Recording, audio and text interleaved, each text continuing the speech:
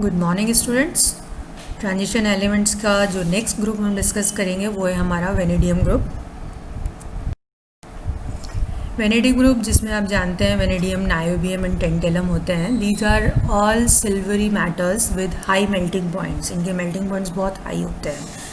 Vanadium is commercially important as the alloy ferrovanadium which is use to make alloy steels. इसका बहुत commercial जो use है वो फेरोवेनेडियम की फॉर्म में, मतलब आयरन के साथ में एलॉय के उसमें होता है, जो कि बहुत स्ट्रॉन्ग मेटल होता है और विद चमक होती है उसके अंदर बहुत अच्छी वाली, तो स्टील से ज़्यादा अच्छा होता है। तो ये फेरोवेनेडियम की फॉर्म में ज़्यादा यूज़ होता है। V2O5 and vanadium metal both are use as catalyst. ये मैंने आपको पहले भी बताया था कि V2O5 जो है वो SO2 to SO3 जो कॉन्टैक्ट प्रोसेस है हमारा उसके अंदर H2SO4 मेकिंग का, उसमें ये यूज़ होता है। It occurs in vanadinite PbCl2 3Pb3VO4 whole twice, जो कि इसका लेड के साथ में वो है और इन कैनोटाइट जो कि यूरेनियम के साथ में इसका और है। तो K2UO2 whole twice VO4 whole twice 3s2, ये कैनोटाइट इसका दूसरा और है जिसमें ये मिलता है। At high temperatures, the metals react with nitrogen forming interstitial nitrides Mn and with carbon forming two series of carbides metal Mc and Mc2। दो सीरीज इसके अंदर मिलती है। ये बहुत इजीली नाइट्रोजन और कार्बन के साथ तीनों ही रिएक्ट करते हैं। इनमें भी जो टेंटेलम कार्बाइड है वो बहुत हाईएस्ट मेल्टिंग पॉइंट का है। इसका melting point about 3800 degree centigrade हो गया है। तो ये हाईएस्ट मतलब मेल्टिंग पॉइंट है किसी भी कंपाउंड का। VC2 vanadium carbide is ionic and react with water liberating ethyne. ये रिएक्शन आपने बहुत ऑर्गेनिक में देखी होगी।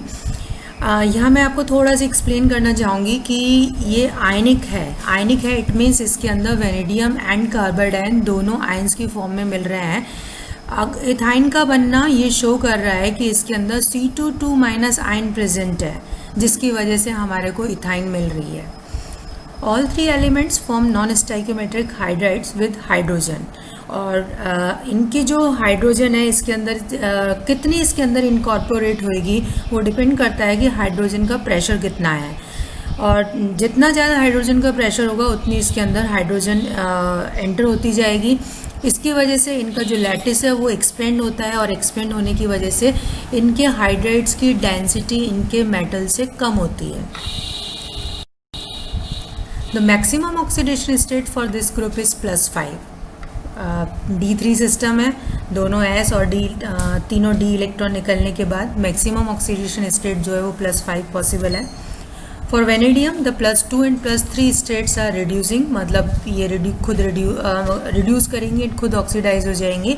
+4 स्टेट इज स्टेबल एंड +5 जो है वो ऑक्सीडाइजिंग है, क्योंकि खुद रिड्यूस होके 4 में कन्वर्ट हो जाएगी। For niobium and tantalum, the +5 state is the most stable state.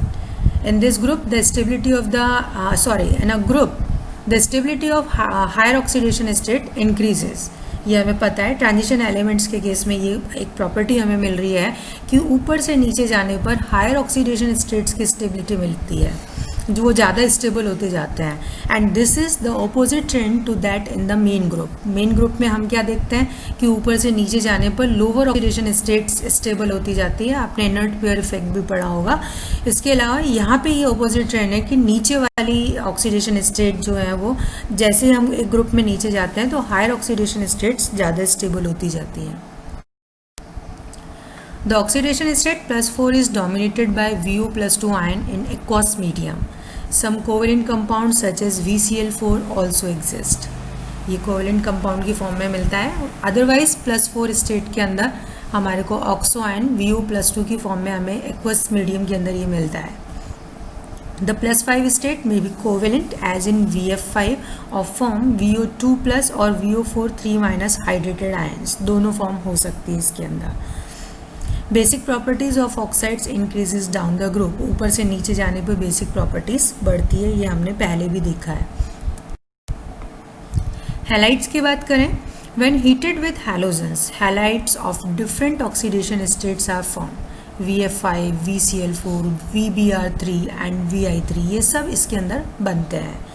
VF5 is a colorless liquid which is made up of long chains of octahedral MF6 units with 2 cis fluorine atoms in each octahedron acting as brazing group VFV with other octahedra. VF5 जो कि एक colourless liquid है. Colourless क्यों है? क्योंकि यहाँ पे +5 state के अंदर there is no D electron, इसलिए ये हमारे को +5 स्टेट में मिल रहा है. अभी एक और एग्जांपल हम देखेंगे जिसमें +5 स्टेट के अंदर हमारे को कलर्ड कंपाउंड भी मिलेगा. यहाँ पे कोई डी इलेक्ट्रॉन नहीं है, सो डी ट्रांजिशन की पॉसिबिलिटी +5 स्टेट के अंदर नहीं है. ये स्ट्रक्चर है VF6 का, VF5 का, जिसके अंदर VF6 ऑक्टाहेड्रल्स प्रेजेंट है. आप देख रहे हैं कि ऑक्टाहेड्रल यूनिट्स जो है वो कंबाइन हो गई हैं और इस तरीके से ये एक चेन स्ट्रक्चर की फॉर्म में हमें मिलता है. अब दिमाग में ये आता है कि how is it possible for VF5 to occur in the form of octahedral VF6 units. ये आगे और अभी हम देखेंगे कि हम बात करते हैं कि फॉर्मूला कम है लेकिन कोऑर्डिनेशन नंबर हमें ज़्यादा मिल रही है. ये इसलिए होता है कि जब हम जो हमारे मॉलिक्यूल्स हैं वो एक दूसरे के साथ में जब बॉन्ड बनाने लगते हैं या जुड़ने लगते हैं, मॉलिक्यूल्स आपस में जब जुड़ने लगते हैं तो वो अपने कुछ एटम्स को शेयर करते हैं. वो शेयरिंग वाला बॉन्ड होता है, उसको हम ब्रीजिंग बॉन्ड कहते हैं. और उस ब्रीजिंग के थ्रू लिक्विड स्टेट में या सॉलिड स्टेट में जैसे भी कंपाउंड एग्जिस्ट करता है वहाँ पर हमारे को इनके बीच में बॉन्डिंग मिलेगी और उस बॉन्डिंग ब्रीजिंग की वजह से इनके कोऑर्डिनेशन नंबर में इजाफा हो जाता है. VCl4 is tetrahedral in gas phase. अब आप देख रहे हैं कि VCl4 गैसियस स्टेट के अंदर जब हम बात कर रहे हैं जहाँ पे हर एक मॉलिक्यूल सेपरेट है तो वहाँ पे ये टेट्राहेड्रल फेज के अंदर है, टेट्राहेड्रल स्ट्रक्चर की फॉर्म में है. The VX3 compounds are all polymeric compounds in which vanadium is octahedrally surrounded. यहाँ आप देख रहे हैं कि VX3 है लेकिन सॉलिड पॉलीमर फॉर्म में, मीन्स सारे मॉलिक्यूल्स कंबाइन हो गए हैं, रिपीट हो गए, जुड़ते जा रहे हैं. तो जब ये जुड़ते हैं तो अपने जितने बॉन्ड्स को या अपने जितने एटम्स को ये शेयर करेंगे ब्रीजिंग के थ्रू उतना इनका कोऑर्डिनेशन नंबर बढ़ जाएगा और इस तरीके से ये अपनी सॉलिड स्टेट में एक डिफरेंट ज्योमेट्री शो करते हैं. Presence of D2 configuration in +3 oxidation state shows 3 electronic transitions. आप देखेंगे कि +3 स्टेट के अंदर इसके अंदर 2 D इलेक्ट्रॉन प्रेजेंट है एंड 2 D इलेक्ट्रॉन्स की वजह से ये वाले जो कंपाउंड्स होते हैं V3 वाले, ये 3 इलेक्ट्रॉनिक ट्रांजिशन शो करते हैं अपने इलेक्ट्रॉनिक स्पेक्ट्रा के अंदर. All vanadium dihalides are known. VF2 has a rutile TiO2 structure. Oxides की बात करें तो V2O5 इज ऑरेंज और red colour due to charge transfer. जैसा मैंने आपको बताया था +5 स्टेट में DD ट्रांजिशन तो नहीं है लेकिन ये ब्राइट कलर का होता है. क्यों होता है? Presence due to charge transfer. यहाँ पे ऑक्साइड आयन के साथ में है तो ये चार्ज ट्रांसफर स्पेक्ट्रा शो करता है और डार्क कलर शो करता है. The structure of V2O5 consists of distorted trigonal bipyramids of VO5 units sharing edges with other units to form zigzag double chains. Double chain की form में ये हमें मिलता है जिसमें हमारी TBP ज्योमेट्री के अंदर VO5 यूनिट्स होती हैं.